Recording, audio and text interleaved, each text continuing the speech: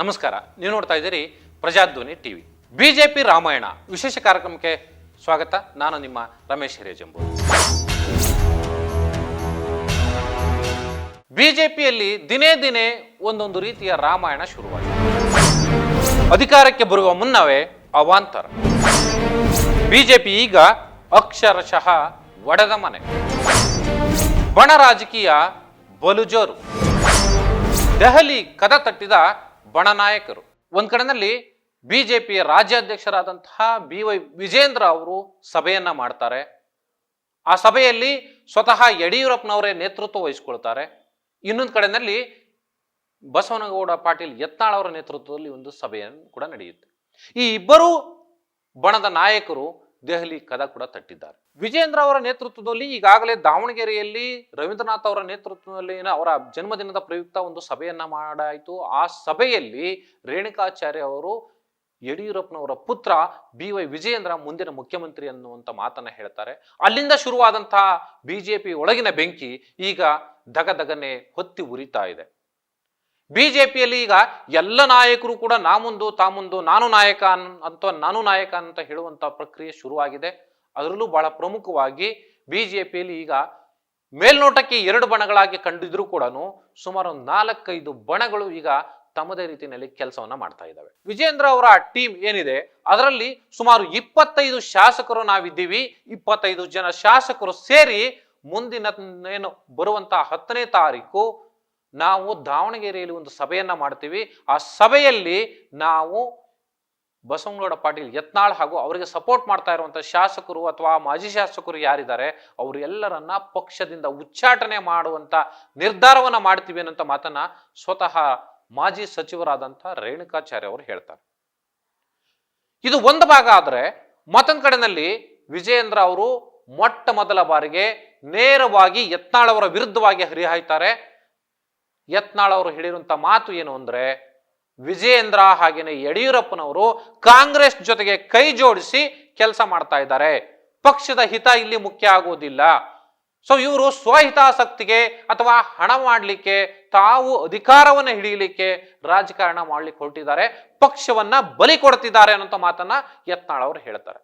ಇದಕ್ಕೆ ಪ್ರತಿಕ್ರಿಯೆ ನೀಡಿರುವಂತಹ BJP ರಾಜ್ಯಾಧ್ಯಕ್ಷರಾದಂತಹ BY Vijendra ಅವರು, ನಾನು ಕಾಂಗ್ರೆಸ್ ಜೊತೆಗೆ ಕೈ ಜೋಡಿಸಿರುವಂಥದ್ದು, ಅದಕ್ಕೆ ಸಂಬಂಧಪಟ್ಟ ಏನಾದ್ರು ದಾಖಲೆಗಳಿದ್ರೆ ಬಹಿರಂಗವಾಗಿ ನೀವು ಬಿಡುಗಡೆ ಮಾಡಿ ಅನ್ನುವಂಥ ಸವಾಲನ್ನ ಯತ್ನಾಳ್ ಅವರಿಗೆ ಹಾಕ್ತಾರೆ. ಸೊ ಈ ವಿಚಾರಕ್ಕೆ ಸಂಬಂಧಪಟ್ಟ ಹಾಗೆ ಸಾಕಷ್ಟು ಈಗ ಸುದ್ದಿ ಆಗ್ತಾ ಇರುವಂಥದ್ದು. ಒಂದ್ ಕಡೆ ಬಣ ರಾಜಕೀಯದಿಂದ ಬಿಜೆಪಿ ತತ್ತರ ಆಗ್ತಾ ಇದೆ. ಇಲ್ಲಿ ಎರಡೂ ಬಣಗಳಲ್ಲೂ ಕೂಡ ಗುರುತಿಸಿಕೊಳ್ಳದೇ ಇರುವಂತಹ ನಾಯಕರು ಕೂಡ ಇದ್ದಾರೆ. ಅವರಿಗೆ ಈಗ ಬಿಜೆಪಿಯಲ್ಲಿ ಏನು ನಡೆಯುತ್ತಿದೆ, ಯಾಕೆ ಈ ರೀತಿಯ ಸಮಸ್ಯೆ ಸೃಷ್ಟಿ ಆಗ್ತಾ ಇದೆ, ಸಮಸ್ಯೆ ಎಲ್ಲಿದು, ಯಾಕೆ ಒಂದಾಗಿ ನಾವು ಹೋಗ್ತಾ ಇಲ್ಲ, ಈಗಲೇ ಅಧಿಕಾರವನ್ನ ಕಳೆದುಕೊಂಡು ಈಗ 5 ವರ್ಷ ನಾವು ಮನೆಯಲ್ಲಿರುವಂತಹ ಪರಿಸ್ಥಿತಿ ನಿರ್ಮಾಣ ಆಗಿದೆ. ಸೊ ಇಂತಹ ಸಂದರ್ಭದಲ್ಲಿ ಇದು ಬೇಕಾ ಅನ್ನುವಂಥ ಪ್ರಶ್ನೆ ಮತ್ತೊಂದು ಬಣದ ಪ್ರಶ್ನೆ ಆಗಿರುವಂಥದ್ದು. ಕಾರಣ ಏನಂತಂದ್ರೆ, ಬಿಜೆಪಿ ಅಧಿಕಾರಕ್ಕೆ ಬರಲಿಕ್ಕೆ ಇನ್ನೂ ಕೂಡ 4 ವರ್ಷ ಸಮಯ ಇದೆ. ಇಲ್ಲಿ ಜನರ ಧ್ವನಿಯಾಗಿ ಕೆಲಸ ಮಾಡಬೇಕಾದಂತ ನಾಯಕರು ಸ್ವಪ್ರತಿಷ್ಠೆಗೆ ನಿಂತು ಕೆಲಸ ಮಾಡ್ತಾ ಇದ್ದಾರೆ. ನಾಯಕತ್ವದ ಪ್ರಶ್ನೆಯನ್ನ ಎತ್ಕೊಂಡು ಮುಂದಿನ ದಿನಗಳಲ್ಲಿ ನಾನು CM ಆಗಬೇಕು ಅನ್ನುವಂಥ ಕನಸನ್ನ ಹೊತ್ಕೊಂಡು ಕೆಲಸ ಮಾಡುವಂತ ಪ್ರಕ್ರಿಯೆಯಲ್ಲಿ ತೊಡಗಿದ್ದಾರೆ. ಯತ್ನಾಳ್ ಅವರ ಜೊತೆಗೆ ಮಾಜಿ ಸಚಿವರಾದಂತಹ ಕುಮಾರ್ ಬಂಗಾರಪ್ಪನವರು, ರಮೇಶ್ ಜಾರಕಿಹೊಳಿ ಅವರು, ಮಾಜಿ ಸಂಸದರಾದಂತಹ ಪ್ರತಾಪ್ ಸಿಂಹ ಜೊತೆಗೆ ಅರವಿಂದ್ ಲಿಂಬಾವಳಿ ಅವರು ಕೈ ಜೋಡಿಸಿದ್ದಾರೆ. ಅದ್ರ ಜೊತೆಯಲ್ಲಿ ಬೇರೆ ಬೇರೆ ನಾಯಕರು ಕೂಡ ಅವರ ಜೊತೆಯಲ್ಲಿ ಇದ್ದಾರೆ. ಸೊ ಹೀಗಿರುವಂತ ಸಂದರ್ಭದಲ್ಲಿ ಸಹಜವಾಗಿ ವಕ್ಫ್ ವಿಚಾರವನ್ನ ಇಟ್ಕೊಂಡು ನಾವು ಹೋರಾಟವನ್ನ ಮಾಡ್ತೀವಿ ಅಂತೇಳಿ ಮೊದಲ ಬಾರಿಗೆ ಘೋಷಣೆಯನ್ನ ಮಾಡಿದ್ದು ಯತ್ನಾಳ್ ಅವರೇ. ಇವತ್ತು ಪ್ರಜಾಧ್ವನಿಯ ಜೊತೆಗೆ ಮಾತನಾಡಿರುವಂತಹ ಕುಮಾರ್ ಬಂಗಾರಪ್ಪನವರು ದೆಹಲಿಯಿಂದಲೇ ನಮ್ಮ ಜೊತೆ ಸಂಪರ್ಕ ಮಾಡಿರೋದು. ಸೊ ಈ ಸಮಯದಲ್ಲಿ ಅವ್ರು ಹೇಳುವಂಥದ್ದು, ಅವರಿಗೆ ನಿಜಕ್ಕೂ ನಮ್ಮನ್ನ ಏನು ಪಕ್ಷದಿಂದ ಉಚ್ಚಾಟನೆ ಮಾಡುವಂಥದ್ದು ಉದ್ದೇಶ ಇದ್ರೆ ಮಾಡ್ಲಿ ನೋಡೋಣ ಅನ್ನುವಂಥ ಮಾತನ್ನ ಹೇಳ್ತಾರೆ. ನಾವು ದೆಹಲಿ ನಾಯಕರನ್ನ ಭೇಟಿ ಮಾಡ್ತಾ ಇದ್ದೀವಿ. ಇವತ್ತು ದೆಹಲಿ ನಾಯಕರ ಜೊತೆನಲ್ಲಿ ಕೂತು ಚರ್ಚೆಯನ್ನ ಮಾಡ್ತೀವಿ. ಜಂಟಿ ಸದನ ಸಮಿತಿ ಇವತ್ತು ಸಭೆ ಇದೆ. ಆ ಸಭೆಯಲ್ಲಿ ನಮ್ಮನ್ನು ಕರೆದಿದ್ದಾರೆ, ನಾವು ಮಾತನಾಡ್ತೀವಿ. ಬೇರೆ ಯಾವ ಶೆಡ್ಯೂಲ್ ಇಲ್ಲ. ಅಂದ್ರೆ ರಾಜ್ಯಾಧ್ಯಕ್ಷ ಏನ್ ನಮ್ಮ ಜೊತೆ ಬಂದಿಲ್ಲ. ಸೊ ಇಷ್ಟಾಗಿದ್ರು ಕೂಡ ನಾವು ಮಾತನಾಡ್ತಾ ಇದ್ದೀವಿ. ರಾಷ್ಟ್ರೀಯ ನಾಯಕರು ಯಾರು ಇದ್ದಾರೋ ಅವರು ಸಂಪರ್ಕ ಮಾಡುವಂತ ಕೆಲಸವನ್ನ ಮಾಡಬಹುದು. ಆದ್ರೆ ನಾವು ಯಾವ್ದು ಮೀಟಿಂಗ್ ಶೆಡ್ಯೂಲ್ ಆಗಿಲ್ಲ. ಆದ್ರೆ ಹೈಕಮಾಂಡ್ ನಾಯಕರಿಗೂ ನಾವು ವಿಷಯವನ್ನ ತಲುಪಿಸ್ತೀವಿ.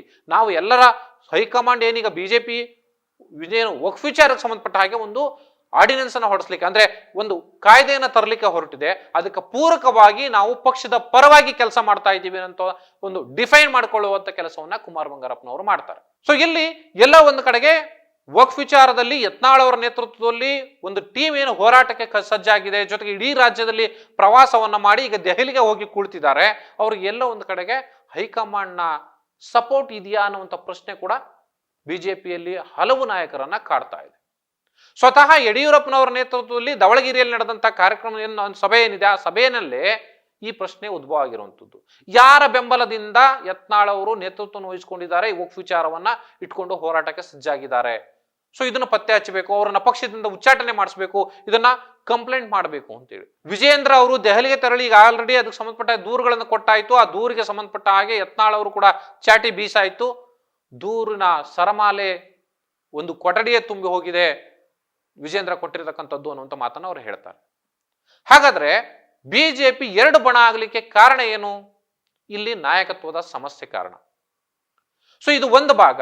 ಮತ್ತೊಂದು ಕಡೆಯಲ್ಲಿ ಯಾವ ವಿಚಾರವನ್ನ ಇಟ್ಕೊಂಡು ನಾವು ಹೋರಾಟವನ್ನ ಮಾಡಬೇಕು, ಯಾವ ವಿಚಾರವನ್ನ ಇಟ್ಕೊಂಡು ಹೋರಾಟ ಮಾಡಬಾರದು ಅನ್ನುವಂಥ ಲೆಕ್ಕಾಚಾರ ಹಾಕಿ ಅಳೆದು ತೂಗಿ ಒಂದು ಪಕ್ಷವನ್ನ ಮುನ್ನಡೆಸುವಂತಹ ನಾಯಕತ್ವದ ಕೊರತೆ ಈಗ ಬಿಜೆಪಿಯಲ್ಲಿ ಕಾಡ್ತಾ ಇರುವಂಥದ್ದು.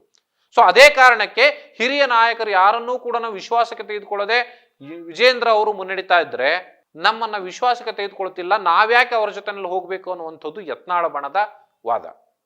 ಸೊ ಎರಡೂ ಬಣಗಳು ಕೂಡ ಈಗ ತಮ್ಮ ತಮ್ಮ ಮೂಗಿನ ನೇರಕ್ಕೆ ಹೋರಾಟವನ್ನ ನಡೆಸ್ತಾ ಇರುವಂಥದ್ದು, ವಾಗ್ದಾಳಿಯನ್ನ ನಡೆಸ್ತಾ ಇರುವಂಥದ್ದು ಪರಸ್ಪರ. ಇಂಥ ಕೆಲಸಕ್ಕೆ ಕೈ ಹಾಕಿರುವಂಥ ಸಂದರ್ಭದಲ್ಲಿ ಪಕ್ಷದ ಪರವಾಗಿ ನಿಷ್ಠೆಯಿಂದ ಕೆಲಸ ಮಾಡುವಂತಹ ಕಾರ್ಯಕರ್ತರು ಇವತ್ತು ಬೀದಿಗೆ ಬಂದು ನಿಂತಿದ್ದಾರೆ. ಹೀಗಾದ್ರೆ ಮುಂದಿನ ದಿನಗಳಲ್ಲಿ ನಮ್ಮ ಗತಿ ಏನು? ಸೊ ನಾವೇನು ಮಾಡಬೇಕು ಅನ್ನುವಂಥದ್ದು. ಸೊ ಎಲ್ಲ ಕಾರಣಗಳಿಗಾಗಿ ಬಿಜೆಪಿ ಒಂದು ರೀತಿಯ ಇಡೀ ಬಿಜೆಪಿಯ ಒಳಗಡೆ ಒಂದು ಹೊಸ ಬಗೆಯ ರಾಮಾಯಣ ಶುರು ಆಗ್ಬಿಟ್ಟಿದೆ. ಆ ರಾಮಾಯಣ ಎಲ್ಲಿಗೆ ಹೋಗಿ ತಲುಪುತ್ತೋ ಗೊತ್ತಿಲ್ಲ. ಇಷ್ಟು ದಿನ ಆಂತರಿಕವಾಗಿ ಒಳಜಗಳ ಶುರುವಾಗಿತ್ತು, ಆದ್ರೆ ಈಗ ಆ ಒಳಜಗಳ, ಆ ಬಣಗಳ ಜಗಳ ಬಹಿರಂಗವಾಗಿ ಮಾಧ್ಯಮಗಳ ಮುಂದೆ ಬಂದು ನಿಂತಿದೆ. ಸೊ ಈ ಸಂದರ್ಭದಲ್ಲಿ ಕಾರ್ಯಕರ್ತರು ಇಲ್ಲಿ ಅಮಾಯಕರು ಬೀದಿಗೆ ಬಂದು ನಿಂತಿದ್ದಾರೆ. ಯಾವ ನಿಲುವಿನಲ್ಲಿ ನಾವು ಹೋಗ್ಬೇಕು, ಯಾರ ನೇತೃತ್ವದಲ್ಲಿ ನಾವು ಕೈ ಜೋಡಿಸ್ಬೇಕು ಅಂತ ಹೇಳಿ. ಸೊ ಎಲ್ಲ ಗೊಂದಲಗಳಿಗೆ ಬಿಜೆಪಿ ಹೈಕಮಾಂಡ್ ಶೀಘ್ರದಲ್ಲಿ ಕಡಿವಾಣ ಹಾಕುತ್ತೆ ಅನ್ನುವಂಥ ಮಾತನ್ನ ಅವರು ವ್ಯಕ್ತಪಡಿಸ್ತಿದ್ದಾರೆ. ಆದರೆ ನಿಜಕ್ಕೂ ಬಿಜೆಪಿ ಹೈಕಮಾಂಡ್ ಈ ವಿಚಾರದಲ್ಲಿ ಕೈ ಹಾಕಿ ಅಥವಾ ಮಧ್ಯಪ್ರವೇಶವನ್ನ ಮಾಡಿ ಈ ಸಮಸ್ಯೆಯನ್ನ ಬಗೆಹರಿಸುತ್ತಾ, ಅಥವಾ ಈ ಬಿಜೆಪಿ ರಾಮಾಯಣ ಇನ್ನೂ ಕೂಡ ಮುಂದುವರಿಯುತ್ತಾ? ಸದನದಲ್ಲಿ ಏನು ಡಿಸೆಂಬರ್ 9ನೇ ತಾರೀಕಿಂದ ಚಳಿಗಾಲದ ಅಧಿವೇಶನ ಶುರುವಾಗಲಿದೆ. ಸೊ ಅಧಿವೇಶನದಲ್ಲಿ ಕಾಂಗ್ರೆಸ್ಗೆ ಇದು ಬಹಳ ದೊಡ್ಡ ಅಸ್ತ್ರ ಆಗುವಂಥದ್ದು ಸಾಧ್ಯತೆ ಇದೆ.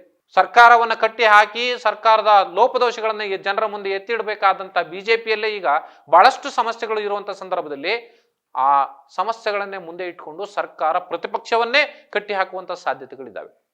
ಸೊ ಈ ಹಿನ್ನೆಲೆಯಲ್ಲಿ ಆದಷ್ಟು ಬೇಗ ಹೈಕಮಾಂಡ್ ನಾಯಕರು, ಬಿಜೆಪಿ ಹೈಕಮಾಂಡ್ ನಾಯಕರು ಮಧ್ಯಪ್ರವೇಶವನ್ನು ಮಾಡಿ ಈ ಸಮಸ್ಯೆಯನ್ನು ಬಗೆಹರಿಸ್ತಾರೆ ಅನ್ನುವಂಥ ವಿಶ್ವಾಸವನ್ನ ಕೆಲವರು ವ್ಯಕ್ತಪಡಿಸ್ತಿದ್ದಾರೆ. ಅದು ನಿಜಕ್ಕೂ ಅದು ಸಾಧ್ಯ ಆಗುತ್ತಾ ಅನ್ನುವಂಥದ್ದನ್ನ ಕಾದು ನೋಡಬೇಕಾಗಿದೆ. ಇದು ಈ ಹೊತ್ತಿನ ವಿಶೇಷ. ನಮಸ್ಕಾರ.